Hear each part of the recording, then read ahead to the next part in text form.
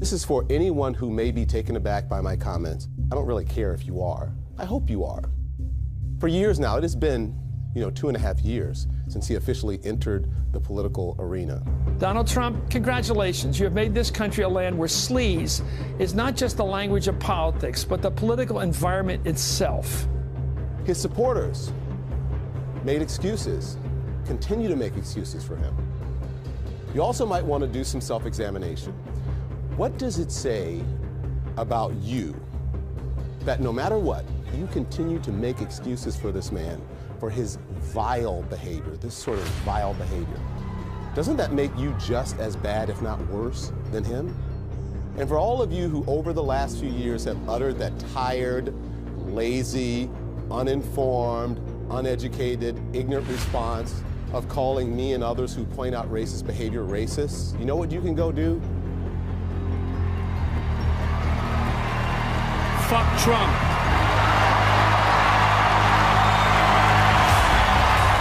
We don't want to fucking hear from you. Get the fuck away from us.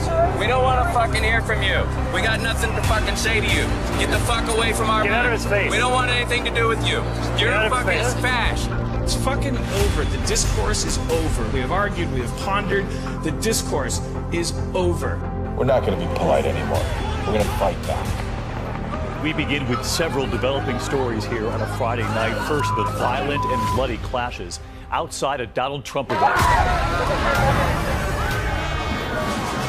Violent scuffles ensued, all of this becoming a part of a pattern of unrest fueled by antagonism and divisive rhetoric. Kelly Burke is charged with disorderly conduct. Investigators say she was screaming obscenities at a teenage girl, all because she was wearing a T-shirt supporting President Donald Trump. You're a piece of shit, bro. You're a fucking piece of shit. Why did he get his hat taken by somebody who dislikes Donald Trump? Are you talking to the president? You ain't support shit, nigga. Just make that hat great again and burn it right in the trash. Where it belongs. Look, nonviolent worked, and we are going to try to stop this. What we've got to do is fight in Congress, fight in the courts, fight in the streets.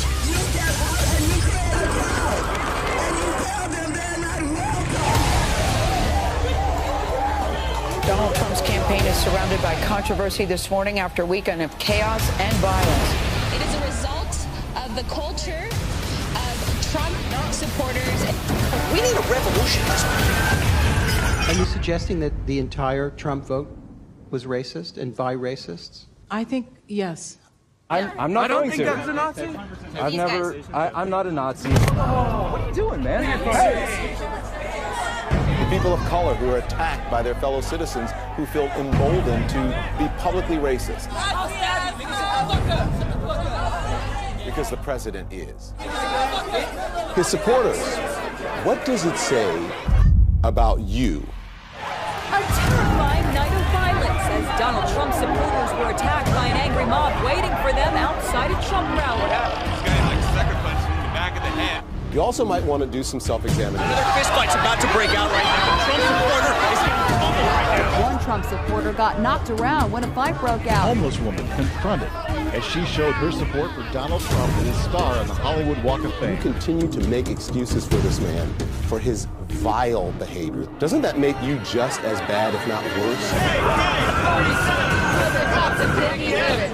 The protesters shaking cars, breaking taillights. The mob even followed the Trump supporters to their cars. We will punch some people in the face. Trump supporters harassed, beaten, and bloodied by mobs of protesters. Who ruled it? These are anti-Donald Trump protesters. He's bleeding bad. No, he's bleeding bad. He's bleeding bad. He's bleeding bad.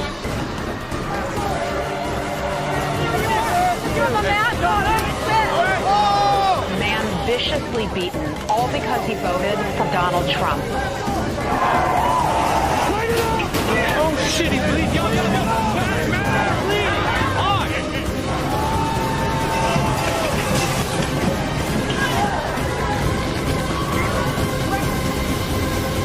You know, this is tough stuff.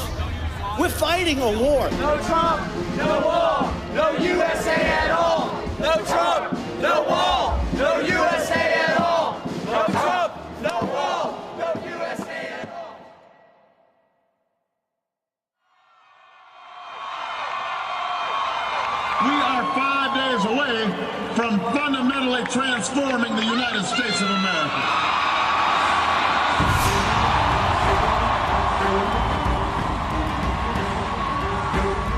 Obama had tried to fundamentally transform our country. And I didn't understand yet how far our country had gone, how much Obama had given away our nation. Taking a look at the labor force participation rate, it's the lowest it's been in decades and has been on a steady decline during the Obama presidency. Where the country was before Trump got into this race was it was a dismal economy. We're still living on the Obama economy, and we're in the worst shape we've been at in the entire post-World War II period. Unemployment was high, people were downtrodden, people were disappointed, and we became the laughing stock of the foreign policy world because we had an American president who was an apologist for leading the greatest country in the world. And what we saw was this president go overseas and start bowing to foreign leaders and being apologetic for having the greatest superpower the world has ever seen. What we needed was not a litigator, we needed a fighter. We needed someone that understood this is a cultural war, that the left wants to undo our country. They want to take down America. No Trump, no wall, no USA at all. No Trump, no wall, no USA at all. No Trump, no wall, no USA at all. No Trump, no wall, no USA at all. Donald Trump said, not on my watch. Now is the time to fight, and Donald Trump was the man to do it.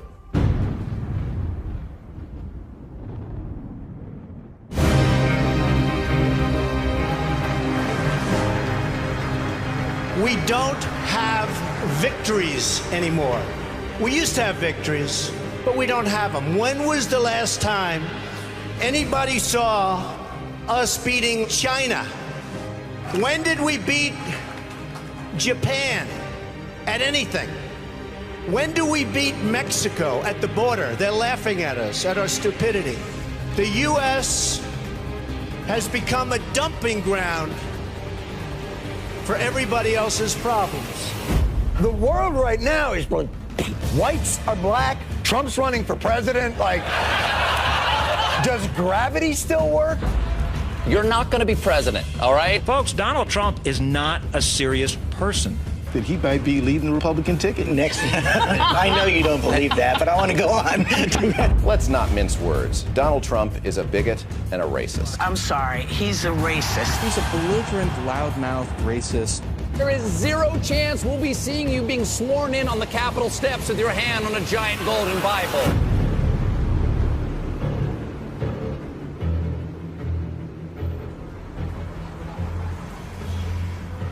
The very first thing I noticed about Donald Trump was when he came down the escalator and he said, "I'm rich." I'm really rich. I'll show you that in a second. And by the way, I'm not even saying that in a braggadocio. That's the kind of mindset, that's the kind of thinking you need for this country. I'm very, very, very, very, very rich, and I want to show you how to get rich with me. I am officially running for President of the United States, and we are going to make our country great again.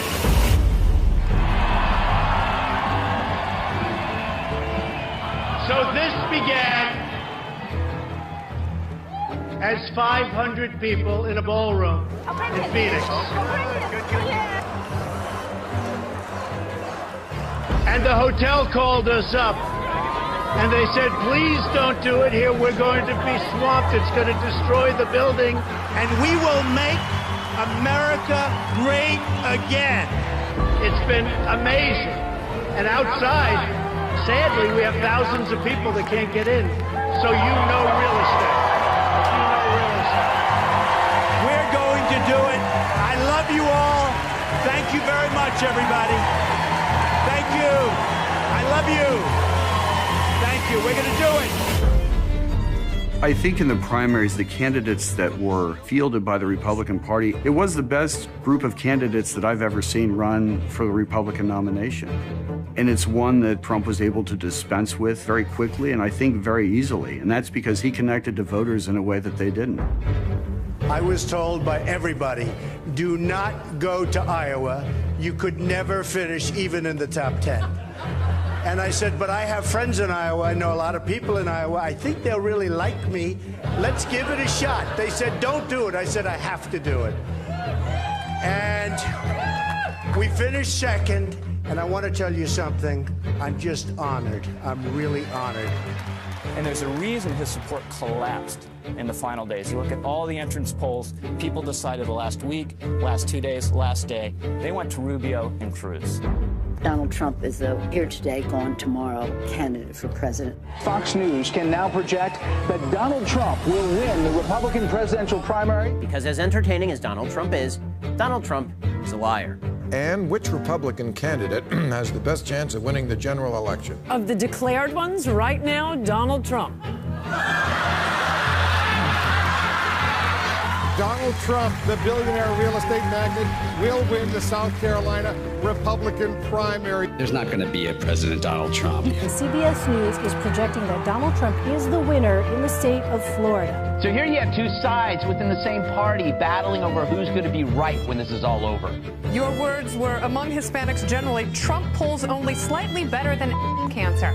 Well, I mean, at least it's slightly better, right? Trump claimed big wins in the South, a 22-point margin in Alabama, 14-point victories in Tennessee and Georgia, with tighter wins in Arkansas and Virginia. The RNC has booted National Review from co-sponsoring the Republican debate next month. This after the conservative magazine assembled a group of prominent pundits with a single goal: stopping Donald Trump. Donald Trump will never be elected president of the United States. He is not a typical politician. Fans were flooding Trump events, turning out in record numbers. People there were groupies. They would go to 7, 10, 15, 30 rallies. They'd travel around the country to see him. They would wait in line for 8, 9, 10 hours in the rain, in the snow. This evening, his last opponent dropped out. Trump is the Republican Party's presumptive nominee for president. Donald Trump is, in fact, the party's presumptive nominee.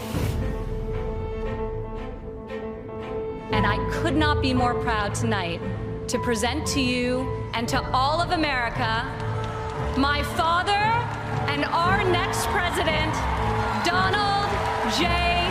Trump. Our convention occurs at a moment of crisis for our nation.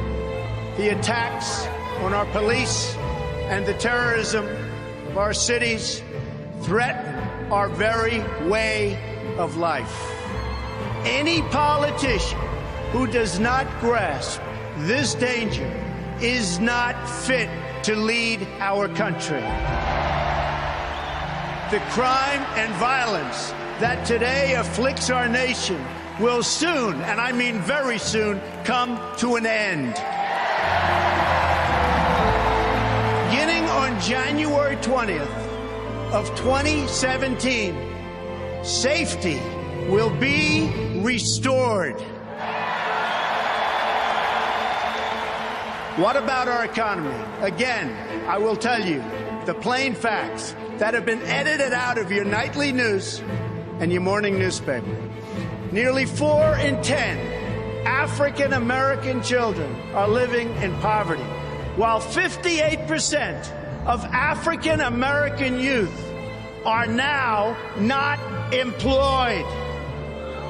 2 million more Latinos are in poverty today than when President Obama took his oath of office less than 8 years ago. Another 14 million people have left the workforce entirely. The most important difference between our plan and that of our opponent is that our plan will put America first. Americanism, not globalism, will be our credo.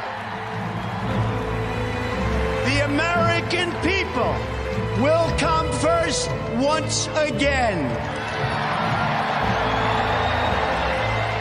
Big business, elite media, and major donors are lining up behind the campaign of my opponent because they know she will keep our rigged system in place.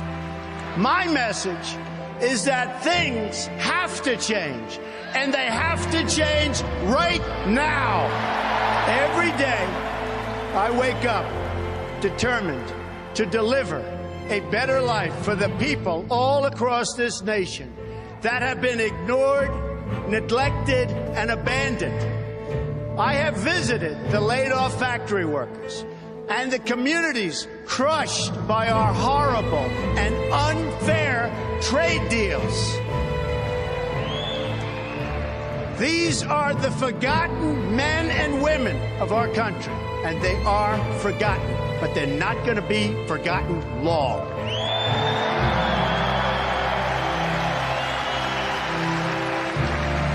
These are people who work hard, but no longer have a voice.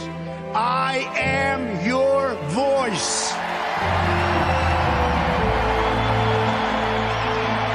Unlike the massive crowd at the Trump rally, only 600 people showed up for Hillary Clinton's rally last night in Iowa. I knew things were changing because I would see the rallies in Ohio and Michigan and Pennsylvania. It's supposed to be a blue wall.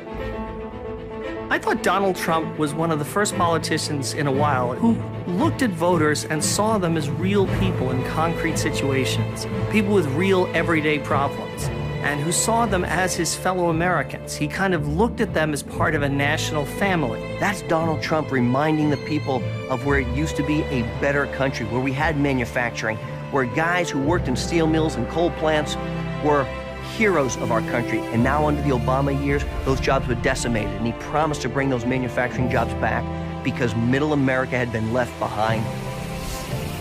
Today, on a very complicated and very difficult subject, you will get the truth.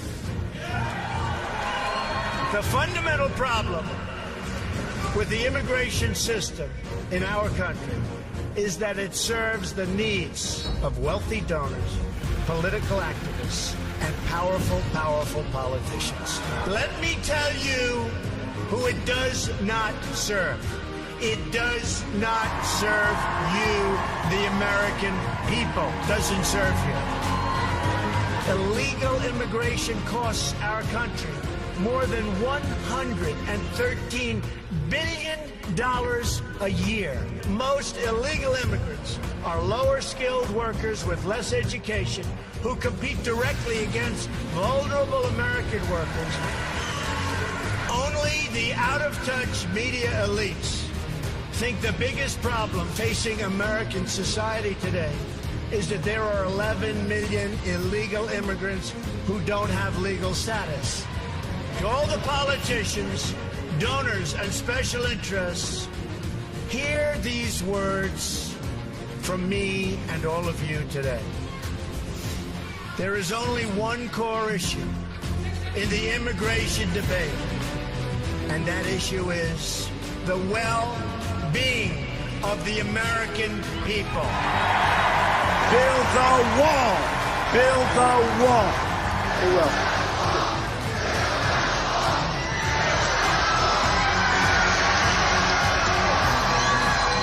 Oh, we'll build it. We'll build it. Who's going to pay for it?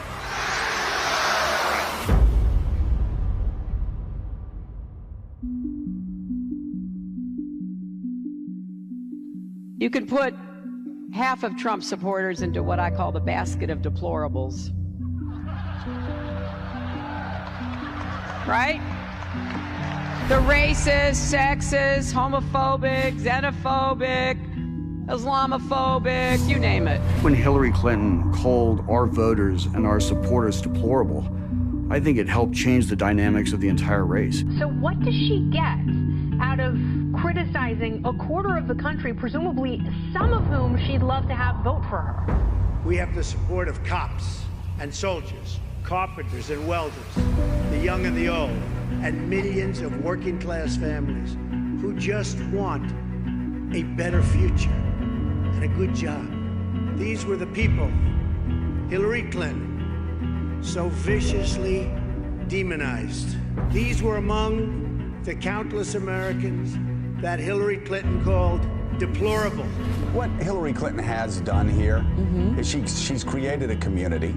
Our next guests are Trump supporters who are embracing the deplorable label. We wanted to show everybody that we're not deplorable. We're normal, middle-class women. We don't win, we lose. We are going to start winning again. We're going to win with everything. We're going to win so much, you are going to get so sick and tired of winning. I say this kiddingly, but I love saying it. You are going to get so tired of winning you're going to say, please, please, Mr. President, we can't take it anymore. The people of New Mexico cannot take it. You're winning too much. We can't stand it. Please don't win so much. And I'm going to say, I'm sorry. We're going to keep winning. We are going to make America great again. New polls just out tonight nationally. Hillary Clinton, after the first debate now at 47 to Donald Trump's 42. Clinton is polling now at 49%, Donald Trump at 44%. There comes a moment in every great endeavor when success or failure is determined by the decisions you make under duress at a seminal moment. Donald Trump's moment came in October. Billy Bush weekend was probably the most difficult weekend of the campaign. What was taking place at Trump Tower was the staff there was attempting to manage the president and come up with a solution. Some people told the president to get out of the race, and he was going to go down and have the biggest defeat in our history. But what I knew about Donald Trump was you never back down, you double down. That 2005 Access Hollywood tape wasn't just lewd remarks. Trump was literally explaining a time-tested strategy for sexual assault. The swing voters have been these college-educated white women who went for Mitt Romney by 6 points, and in our last poll, went for Hillary Clinton by 25 points. They last night saw nothing to bring them to Donald. Could I just cut through? I have one thing to say, one thing only. And that is that this race is over. Basically, this was just going to be a coronation now for Hillary Clinton, and Donald Trump had no shot. An estimated 20,000 people turned out last night at a football stadium in Mobile, Alabama.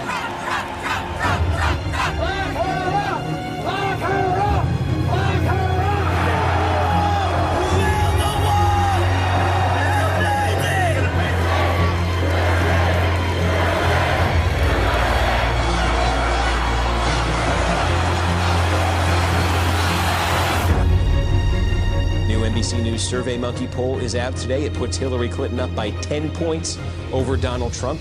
The first exit polls come out, and the margin is so bad that there's basically not enough votes left to go and make it up. We're going to lose everything. And in CNN, you can feel the jubilation that the reporters are having. You know what we haven't had in a presidential election in a long time? A real landslide. And I don't want to oversell this here, but at least right now, in this moment, we're seeing an interesting possibility in this presidential race. It was funny because when I saw Florida come in and they refused to call it for Donald Trump, I knew at that moment that CNN didn't want to call it because it would be the end of it all. The result of the election hasn't been officially declared yet, so I knew at that moment that the president had won. I did not think the swamp could be beaten. I did not think that the Hillary Clinton machine could be beaten. I did not think that Donald Trump would beat them. The biggest surprise of the night. But if I had to say secondary to that, it would definitely be the response of all the pundits and the pollsters as they saw their whole brand just melt around them when they were proven 100% false on everything that they have been saying for the last 6 months. And all of a sudden, by 10:30 at night, I know Trump's going to be the president-elect of the United States. And I've got to go back on CNN, and it was an amazing feeling. You've won, so act like you've won. I think Donald Trump is going to go on tonight. I think he's waiting for Hillary Clinton to call him and concede this race. And then he's going to make a very gracious speech which says, I want to be the president of the entire United States. I want to bring everyone together. I don't think it's outrageous for him to wait. No candidate in modern American politics has ever run a wire-to-wire first-place campaign. We went in first place, and we never looked back. We are going to make this decision now. The Fox News decision desk has called Pennsylvania for Donald Trump.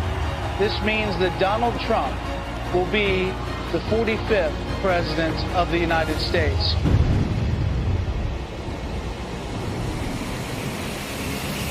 There are demonstrations in major American cities across the country tonight over the election of Donald Trump.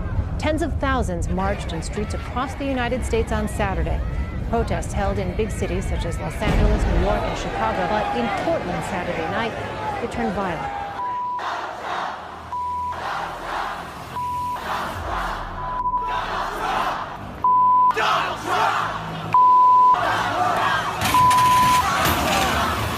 are filling the streets in America's cities, protesting President-elect Donald Trump. Crowds set fires, blocked freeways, and gathered at Trump's buildings all across the country. You're awake, by the way. You're not having a terrible, terrible dream. Also, you're not dead and you haven't gone to hell. This is your life now. This is our election now. This is us. This is our country. It's real. The Washington Post is now reporting that a secret CIA report concluded, quote, that Russia intervened in the 2016 election to help Donald Trump win the presidency. The most important thing to understand about what happened in 2016 is that it wasn't about a man, but it was about a message and a platform. Both left and right had betrayed the nation. The GOP didn't understand that Donald Trump won despite the Republican Party, not because of the Republican Party. When he took this country over on January 20th, 2017, we were in real trouble, and we still are. I attended the inauguration with my wife, was going to become a citizen just a month later.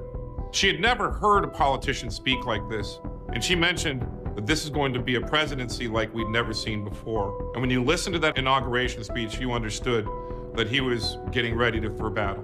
We will reinforce old alliances and form new ones and unite the civilized world against radical Islamic terrorism, which we will eradicate completely from the face of the earth. And after that speech, we got a preview of exactly what the media was going to do in terms of coverage of Donald Trump, in calling it dark, in evoking Nazism, in saying all the most horrible things that you can say about an inauguration speech. When he said today, America first, it was not just the racial, I should say racial, the Hitlerian background to it. This American carnage stops right here and stops right now. The media can't resist. Why can they always not resist comparing folks to Nazi Germany or Hitler? From this day forward, it's going to be only America first. America first. We want to hear that message of America first. However, it carries with it overtones from the 1930s when an anti-Semitic movement saying we don't want to get involved in Europe's war. It's the Jews' fault in Germany. The words themselves carry very ugly echoes in our history. Finally, we must think big and dream even bigger. In America, we understand that a nation is only living as long as it is striving. We will no longer accept politicians who are all talk and no action, constantly complaining, but never doing anything about it. The time for empty talk is over. Now arrives the hour of action.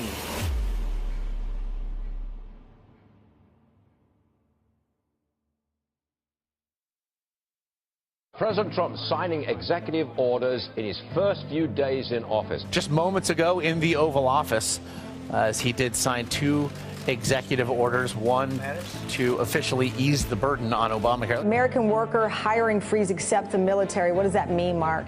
Tamron, it's about, saying that there should be no more civil servants in the federal government, that they're not going to grow the size of the government with federal workers. What do you make of the signing of these executive orders and the president withdrawing the United States from TPP? Well, he's making good on a lot of campaign promises. What he's trying to do here is follow through on a promise to take action on day one. We're going to move on now to the chaos, confusion, and anger growing in the wake of President Trump's immigration ban. Overnight outrage from coast to coast. This is not about religion. This is about terror and keeping our country safe. There are over 40 different countries worldwide that are majority Muslim that are not affected by this order. What we did was we focused on, instead of religion, danger. The areas of the world that create danger for us.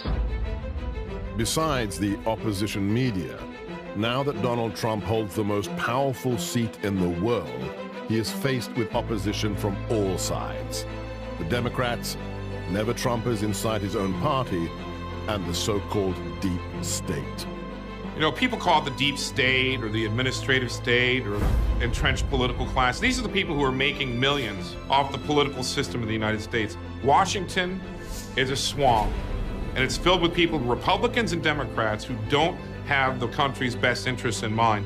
And these are the people who oppose Donald Trump. because he has his own people working against him. They're not part of the solution. They're part of the cabal, they're part of the swamp, and they're part of the problem. Trump needed the time to learn how the swamp worked. All of us want the swamp drained, but you cannot drain a swamp without actually knowing how it works first. And that's the same thing with progressivism. You can't pull it out by its root if you don't understand how it got there in the first place. The Democrats are suffering from a massive identity crisis and haven't been able to get their hands around the fact that they lost to Donald Trump, which has created a political vacuum in this country that the mainstream media has jumped in to fill. And they just can't get over the fact that they lost. So right after the election's over with, we start getting all these stories about Russian collusion.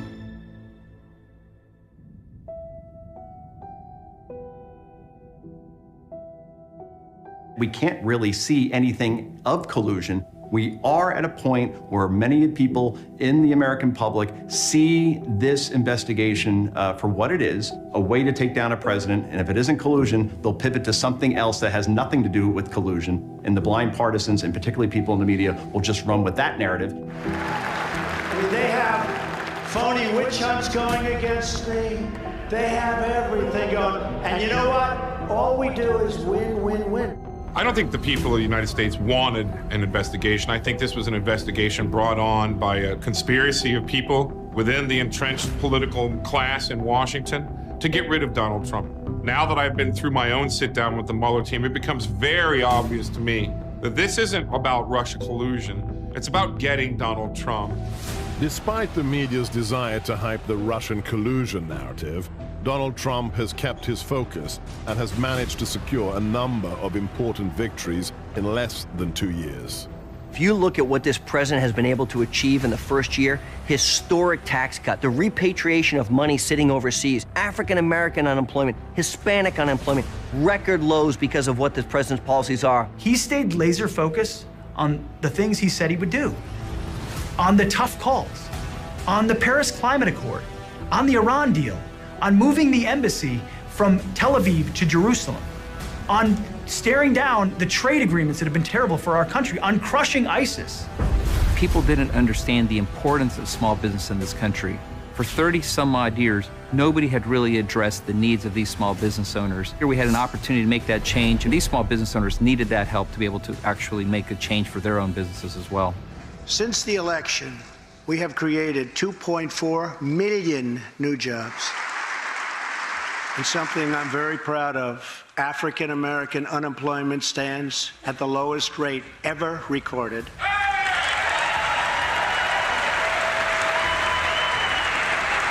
Unemployment for Hispanics hit an all-time record low in June, and new polls showing that Trump's approval rating among Hispanics rising rapidly. Not only because of the tax cuts, but because of the deregulation that he has forced through the stroke of his pen. He has removed the government boot off a small business's neck. We've seen big companies and small companies alike who are saying, because of the policies of this administration the first year and a half, we're growing our business. Our economy is moving in the right direction.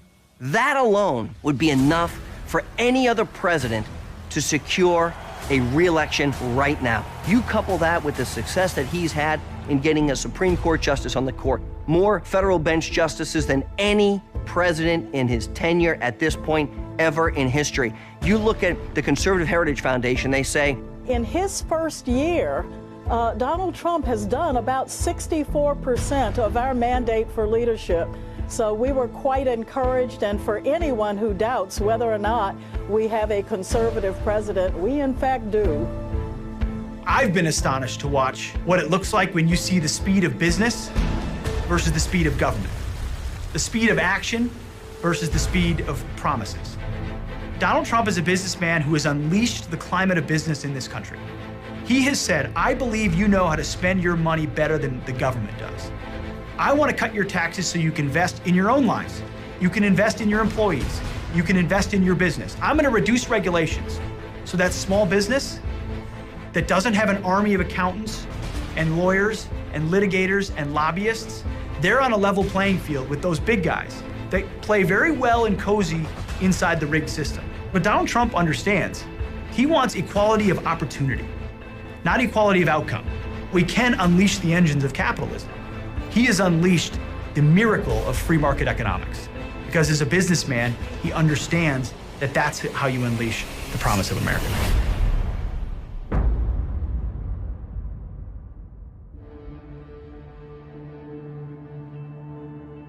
Today I want to talk about how to grow the African American middle class and to provide a new deal for Black America. We are now seeing unemployment rates that are below 4%. And in fact, if you even look more specifically at unemployment rates amongst Latinos and amongst blacks, it is now at historic record levels in terms of lows. This is unbelievable. This administration, frankly, has done more for the Hispanic community, for the black community, than probably most other administrations have in the past. Well, at the beginning of the Obama years, especially within the black community, we were all excited that America had proven that it was able to get past this racist background. And we were excited about being able to elect the first black president. We thought for sure he would do things specifically to help the intrinsic and intransigent problems within the black community, the high unemployment rate, the black-on-black crime. Shooting violence has gotten so bad in Chicago that gunfights are breaking out now at existing crime scenes. And even with police in close proximity. You got shots fired over here. And then as he got settled into office, the cloud of disappointment began to settle in within the black community. Members of the Black Caucus could not get a meeting with the first black president, never addressed the black unemployment rate, and that's when the bottom fell out of our support for President Obama. And one of the things, though, unfortunately, under the Obama administration, truly people believed that the American dream was dead. What the black community is looking for is a reason to change their habits. And I think that's part of the reason that President Donald Trump came onto the scene. Entrepreneurship. That's the bedrock, that's the gateway drug into the black community, is through our entrepreneurs. And if we make sure we have a vibrant entrepreneurship class within the black community, that's going to go a long ways to solving a lot of the turmoil you see in the inner cities, number one. Then number two, education. Because if you have a good education and you're optimistic and hopeful, now you go to school, get education, whether it's college or vocational, then you have a flourishing entrepreneurs class that has a job waiting for you. They need you because their businesses are growing so fast. But now what we're hearing again, that optimism is sky high. People are investing back in their businesses because they believe that the American dream is now achievable once again. That deal is grounded in 3 promises: safe communities, great education, and high-paying jobs. And the moment you reach out to them and you start taking them seriously as businessmen, you're going to see actual conservatism come into the picture, actual ideas come into the picture. I will also propose tax holidays for inner-city investment, a new tax incentive to get foreign companies to relocate in blighted American neighborhoods, and they will do that.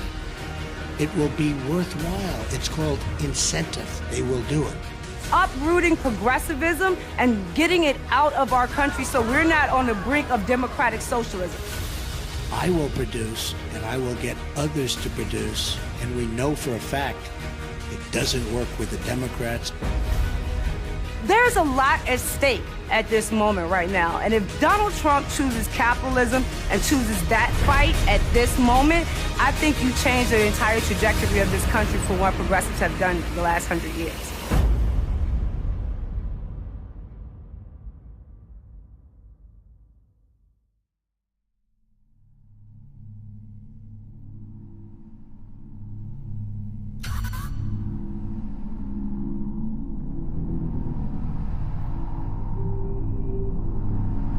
They want to kill not only our civilians, all over the world. And it's going to be stopped. It's going to be stopped. Somebody criticized me the other day because they asked me what I'd do, and I said, I'm going to bomb the shit out of them. It's true. I don't care. I don't care. They've got to be stopped. The most underreported story of 2017 was the decimation of the caliphate that is ISIS in Syria and Iraq. 98% of that caliphate has now been destroyed. President Trump, as a candidate, said that we'll bomb the hell out of them, and he got ridiculed for that. Well, where are we now? We see a caliphate that's decimated, yet most people wouldn't even know that 98% of that caliphate is destroyed because simply it's not being reported. there have been hundreds of modern jihadi organizations that wished to bring back the caliphate that was dissolved after World War I. But every single one of them failed. All of them failed until a group called ISIS reestablished the caliphate. President Obama warns that the fight against Islamic State will take time. The president went to the Pentagon for a briefing with the country's top military commanders. He called the fight against Islamic State a generational struggle. This will not be quick. This is a long-term campaign. ISIL is opportunistic and it is nimble. In many places in Syria and Iraq, including urban areas, it's dug in among innocent civilian populations. It will take time to root them out. Meaning your children, my grandchildren, would have to fight these jihadis decades from now. Donald J. Trump and his administration, with the focus on the physical caliphate, compressed Obama's generational war into the span of 4 months until the caliphate was no more.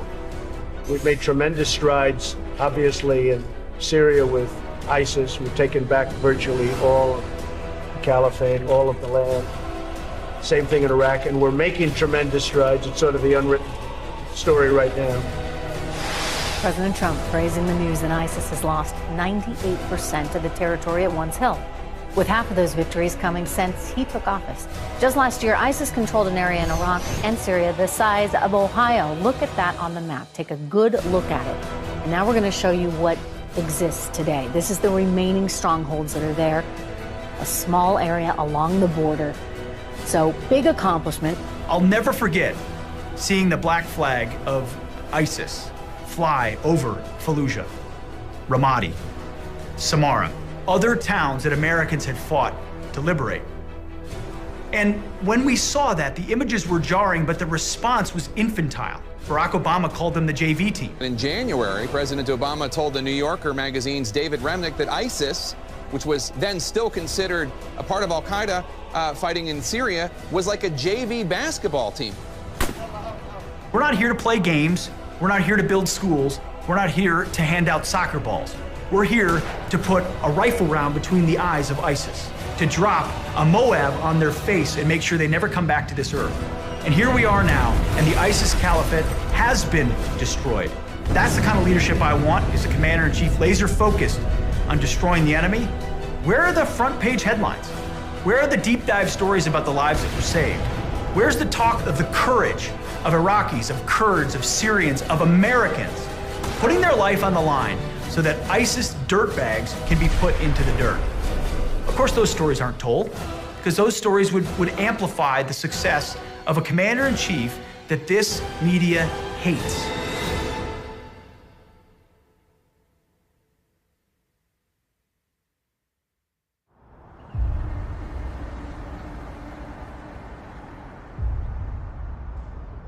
The Iranian regime is the leading state sponsor of terror.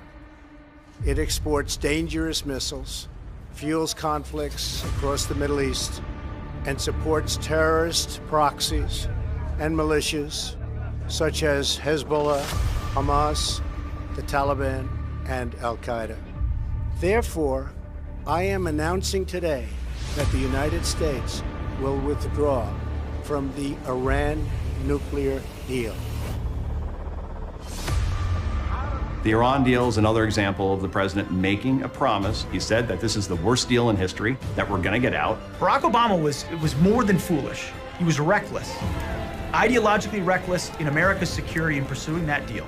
They were foolish enough to think that if we gave the Iranians billions of dollars of pallets of cash, the Ayatollahs over there, the radical Islamists, would give up their nuclear weapons, stop their ambitions to chant death to America and wipe Israel off the map.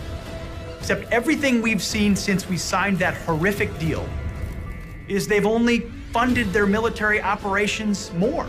They've only exported more Islamic terrorism in the region. They've only sought to expand their influence, undermine America, and undermine Israel in the process. And thank God we have a president who stepped up and said, that's not a deal worth making, let alone a deal worth keeping. America will not be held hostage to nuclear blackmail. We will not allow American cities to be threatened with destruction. And we will not allow a regime that chants death to America to gain access to the most deadly weapons on earth. Today's action sends a critical message. The United States no longer makes empty threats. When I make promises, I keep them. The new provocation from North Korea, what could be the most dangerous yet? A new missile launched being called a breakthrough, a successful test of an intercontinental ballistic missile, possibly capable of reaching Alaska. North Korea's official statement celebrating the launch, promising to root out what they see as the U.S. threat. If you remember August of 2017, we were on the verge of World War III. North Korea was lobbing missiles over Japan, was threatening Guam, had nuclear capabilities, and the president said that Kim Jong-un and the North Korean people will be met with a fire and fury like the world has never seen. The United States has great strength and patience, but if it is forced to defend itself or its allies, we will have no choice but to totally destroy North Korea. The media was apocalyptic, said you can't speak to North Korean leaders like that. You can't use that sort of language. You're going to get us into a war. And instead, it was a language, it turns out, that Kim Jong-un actually understood. And he began to acquiesce, and he began to stop testing missiles. North Korea will not find security and respect through threats and illegal weapons. We will work with our friends and allies to stand up to this behavior, and we will redouble our efforts toward a more robust international non-proliferation regime that all countries have responsibilities to meet. They accelerated toward a nuclear bomb under the Obama administration because they saw it as their opportunity.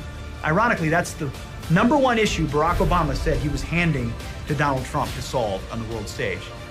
And what has President Trump done? He's forged a path to solve it. But he didn't play by the consensus games of Washington, D.C. Never once did intelligentsia crowd say, you know what you should do? You should tell Kim Jong-un fire and fury is coming his way. You should tell Kim Jong-un he's going to get a bloody nose if he tries it again. You should ramp up troop deployments, ramp up military exercises, maximize the pressure, utilize China to put pressure on North Korea. And here we are. We're getting actual action on the Korean Peninsula. And now we have all sides talking, and people are talking about Donald Trump, of all people, winning a Nobel Peace Prize. Republican Congressman Luke Messer launching an effort to nominate President Trump for a Nobel Peace Prize. That could end up being his legacy. That could end up being his biggest accomplishment as president if he is actually able to denuclearize the Korean Peninsula.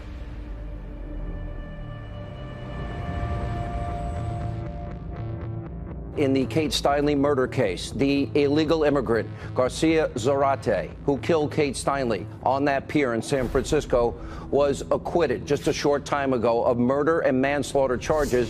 When Donald Trump took that escalator down in Trump Tower, as soon as he honed in on immigration, I knew that he was speaking to an America that had been told that they weren't allowed to talk about these issues, that they were verboten, that they had to be censored in public discourse for the sake of social cohesion. Donald Trump was having none of it. Donald Trump stood on that stage and said some of the most extraordinary and true and revelatory things about mass migration. But I speak to border guards, and they tell us what we're getting. And it only makes common sense. It only makes common sense. They're sending us not the right people. It's coming from more than Mexico. It's coming from all over South and Latin America, and it's coming probably from the Middle East. Let me tell you something the mainstream media will never tell you tonight. It was San Francisco sanctuary city policies that killed Kate Steinle. Our campaign was outlined immigration, and that means stopping illegal immigrants from coming into the country. The notion of a wall on the southern border, which had been proposed years before that the Senate had voted on, including Hillary. You know, secure our borders with technology, personnel, physical barriers if necessary. Was now a controversial idea. It's absurd. When we went out to the American people and the president started talking about bringing our jobs back, under the Obama years, those jobs were decimated, and he promised to bring those manufacturing jobs back because middle America had been left behind. We will bring our jobs back, Sean. We're going to bring our jobs, as sure as you're sitting there, we are going to bring our jobs back into this country for the first time. If we don't have a wall, we don't have a country. And if you don't have a border, you will have a perpetual problem exploited by the worst of the worst, by MS-13, by drug runners, by sex traffickers, by violent gangs. All of these groups who have created problems across our country that then left-wing politicians give sanctuary to. Reaffirming its reputation as the sanctuary city of all sanctuary cities, San Francisco is doubling down on its defiance of federal immigration law. To me, the border wall is as close to an immigration litmus test as there exists. Find me a politician and ask them what they think about the border wall. And if they say, well, maybe we need it, maybe we don't, they still don't get the idea of immigration today. They still don't get the idea of a nation state. They still don't understand how central it is to the future of our country. People who really don't believe America should have borders, people who see immigration as simply a factor of production, who see immigrants as future Social Security taxpayers and nothing else, people who don't send their kids to public schools where 14 or 17 languages have to be taught, and the Latin kings are battling it out with MS-13 over the turf and driving out African Americans whose ancestors have been there for 100 years. America has never been a race, a gender, a social class. It is a set of ideas that we have perpetuated, but it starts with the rule of law. Without the rule of law, everything else falls apart. Without the rule of law starting on our border, we don't have a country. When I talk with a lot of my friends in the Congressional Black Caucus privately, I chastise them. How can you be black and you're supporting amnesty for those in the country illegally, when then at the same time you complain about the high unemployment rate in the black community? So your solution is to bring in cheap labor? Really? The black folks I talk to do not support amnesty for illegal. Even most of the black liberal Democratic staffers I know and talk to, privately, they don't agree with it, but they are terrified to go public and say they disagree with it. Why pay an American engineer $150,000 a year when you can import them and pay them $80,000 a year? We need to get back to putting Americans first and not worry about trying to be president of the world, which we had 8 years of that. Now we have a president that's singularly focused on, if it's good for America, then it's good for the world. That's a total paradigm shift. What President Trump is doing with this issue of illegal immigration is resonating in the black community. What we have to do is do a better job of giving these people a microphone to talk about how they feel about that issue.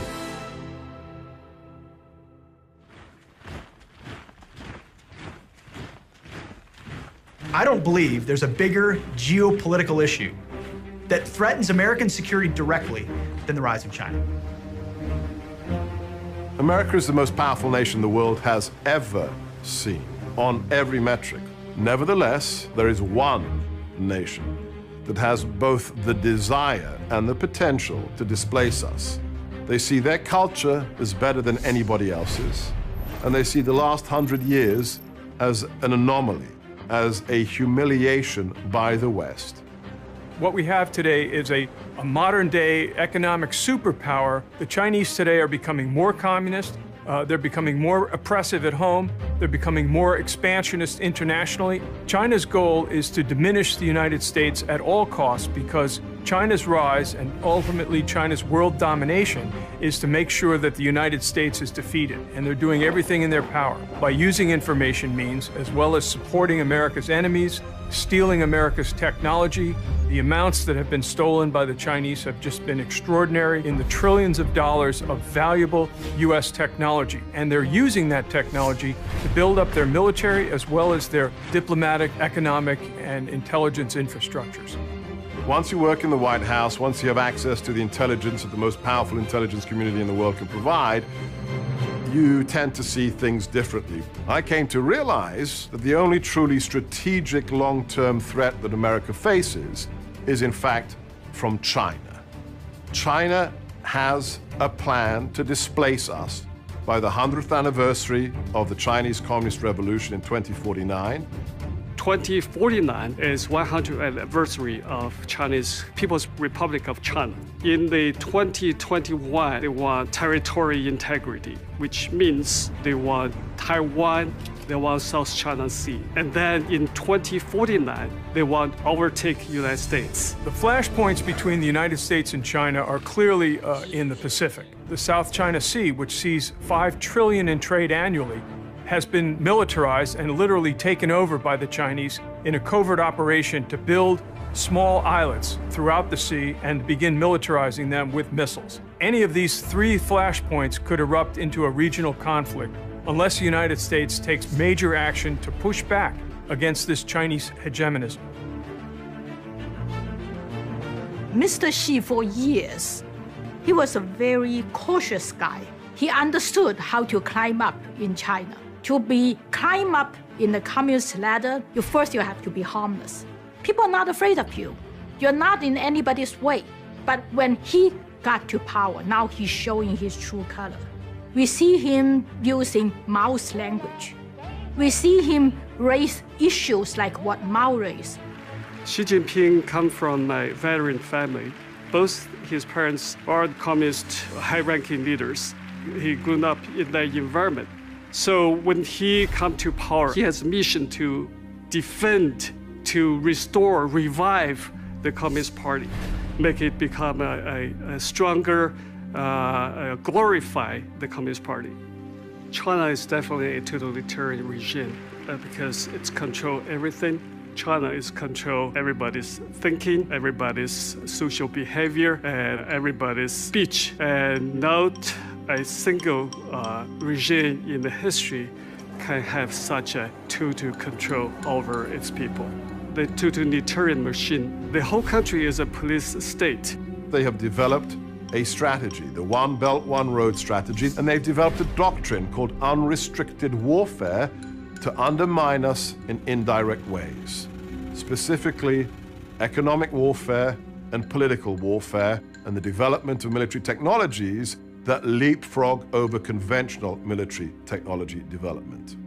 It's actually a stalking horse for the Chinese ideology of Chinese communism, socialism with Chinese characteristics. They're building up countries around the world, and with that comes the Chinese economic model as well as the Chinese authoritarian and communist system. And the United States, again, is at a loss to try and counter this.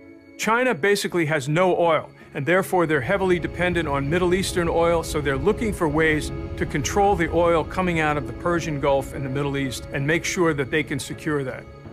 I think President Trump perhaps is one of the smartest presidents we have. And his engagement with China, I think as a businessman, first he understands personal relationship. He made President Xi said one thing, is that the United States of America have 1,000 reasons to be friendly to each other, have 0 reason not to be friendly. Actually, we have plenty of reason to be not friendly. But President Trump established a personal relationship. In the Chinese politics, if you have a personal relationship, you can always, have some leeway. On the other hand, if you don't stand firm for your national interests, they despise you. So actually, President Trump won a lot of respect from the Chinese leaders and Chinese people. We've lost 70,000 factories since China joined the World Trade Organization, and you've seen that, you've heard about it. 70,000. The World Trade Organization, another one of our disasters. But this election, the American people voted to end the theft of American prosperity. They voted to bring back their jobs and to bring back their dreams into our country. That's why I'm here today. In just a few moments, I will be signing a Buy American and Hire American executive order. You haven't heard about that in a long time in this country. With this action, we are sending a powerful signal to the world. We're going to defend our workers, protect our jobs, and finally, put America first. Donald Trump was one of the first politicians to recognize the threat from China. He broke with the business community and that he wasn't going to go along with business as usual by ignoring China's aggression in the South China Sea and other areas, ignoring China's human rights abuses. Donald Trump has made a sea change in the U.S. approach to China. He's made China the top threat, along with Russia. He has made protecting American economic security one of the highest priorities. Again, this trade and interaction in the past was based on the false notion that trading with China would have a moderating influence on its behavior, and President Trump was the first to recognize that this has totally failed and that a much tougher approach is needed. We're going to be fulfilling another campaign promise by taking firm steps to ensure that we protect the intellectual property of American companies and, very importantly, of American workers. No, mark my words, if the 21st century is not an American century, the 21st century will not be a free century. And I'll tell you this, the Chinese, the communists, believe the future is theirs, that their economy and its central planning is the future, that their military will eventually overtake America's, and they do not believe that our will is strong enough to confront them. They believe America is a declining power, that free peoples and capitalism inevitably implodes, and that central planning and dictatorship and communism is the way of the people. If we do not stare down China, not just on trade, but on their military ambitions, the 21st century could be a Chinese century, and that means it sure is not a free one.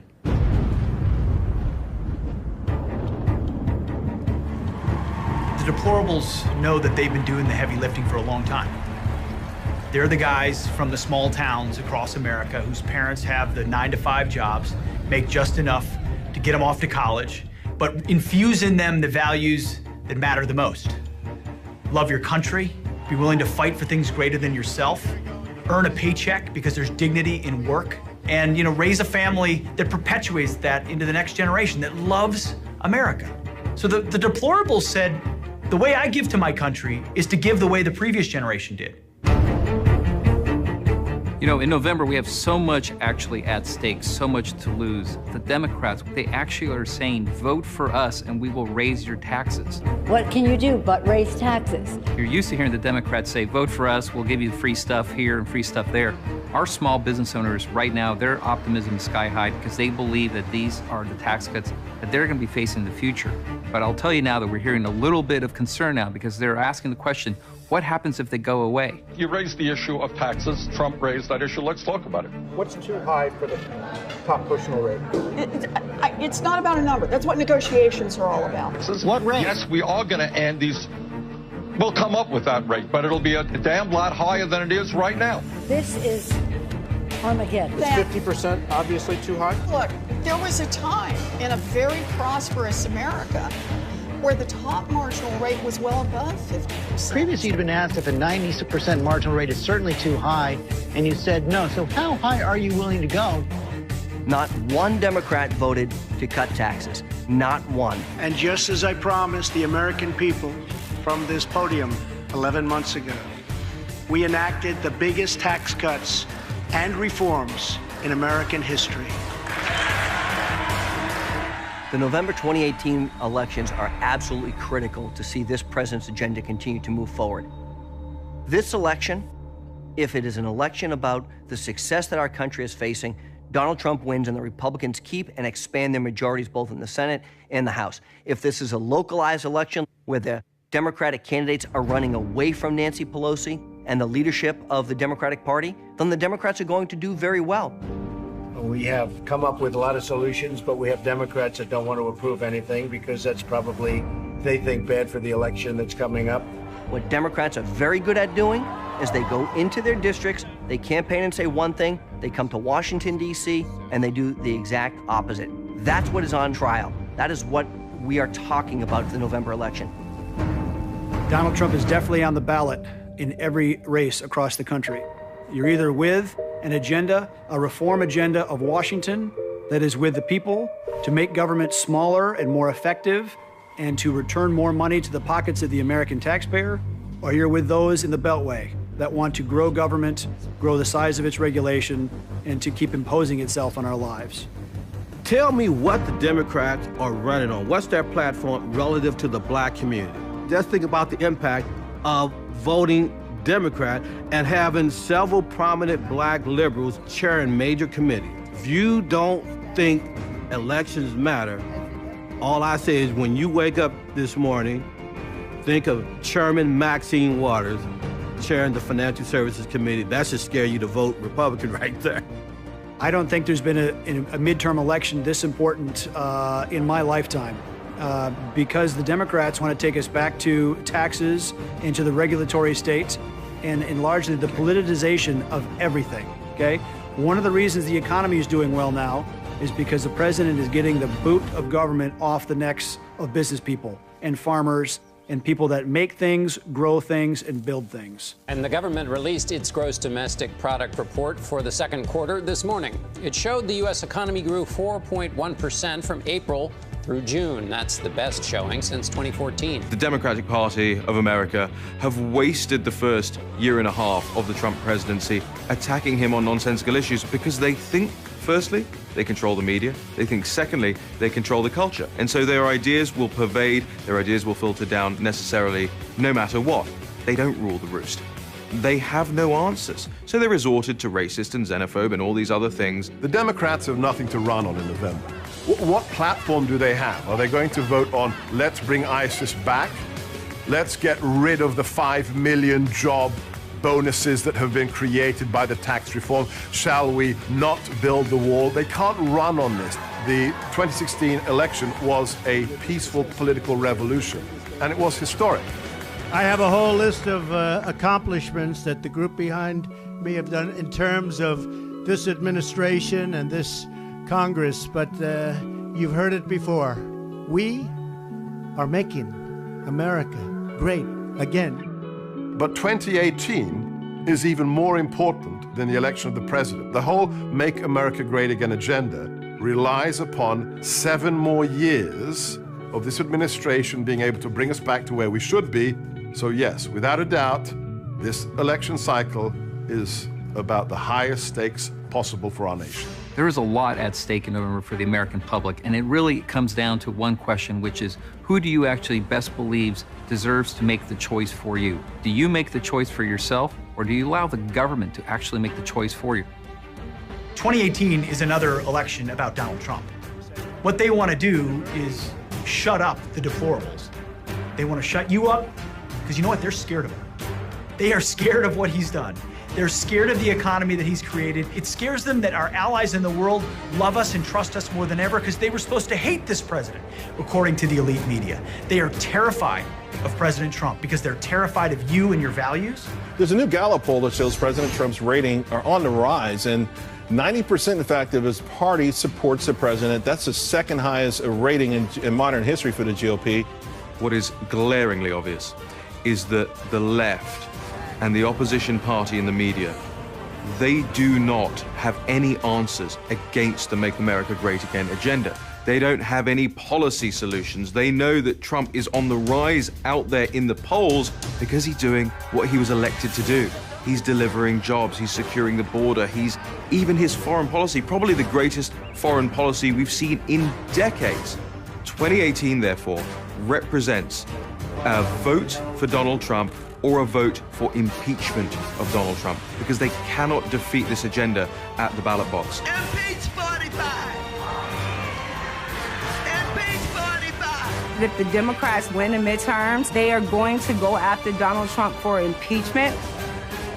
The only thing they can run on is hatred and the impeachment of the president. It is a foregone conclusion that if they lose the House and the Senate, impeachment proceedings will begin almost instantly. We have some real big issues that we're going to be losing on. One is infrastructure, which was another big campaign promise. Building the wall is going to be imperiled.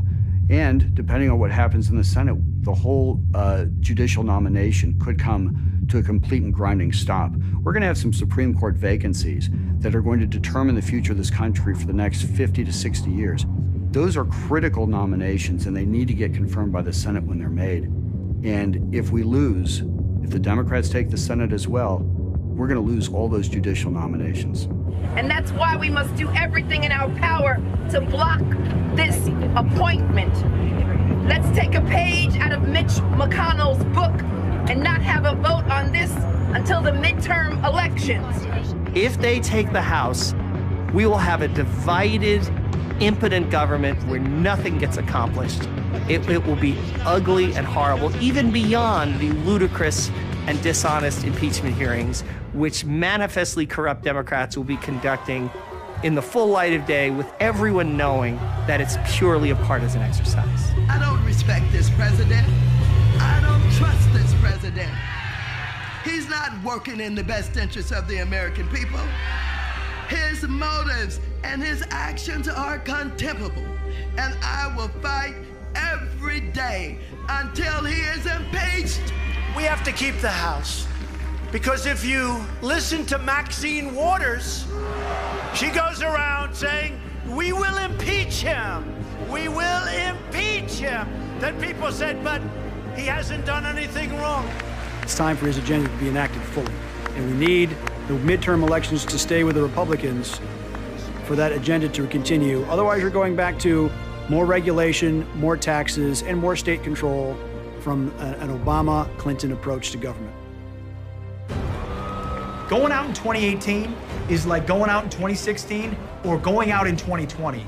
This is a referendum as to whether or not the forgotten man will be remembered and whether or not the deplorables will still be heard. And whether or not we live in a system where a duly elected president is allowed to do his job. The president is unstoppable. What he did when he ran for president wasn't done for money and wasn't done for fame. He will never give up, but he's only one man. For the last 30 years, our nation has been covered in an ice blanket of political correctness that froze solid the media, the arts, and politics. We allowed that blanket to fall. But then, 2 years ago, along came a man, the kryptonite of political correctness. I will always put America first. And like an ice-breaking ship, he slammed into that ice and broke a pathway and freed that sea lane up. But if you understand the physics of icebreaking, when that tungsten hull rides down on that ice and breaks it free, if you don't have a flotilla of ships that comes in right behind the icebreaker, in real life what happens? The ice comes around the bow, around the hull of the ship, and then almost instantaneously re-knits itself and closes off that waterway. America must create the flotilla.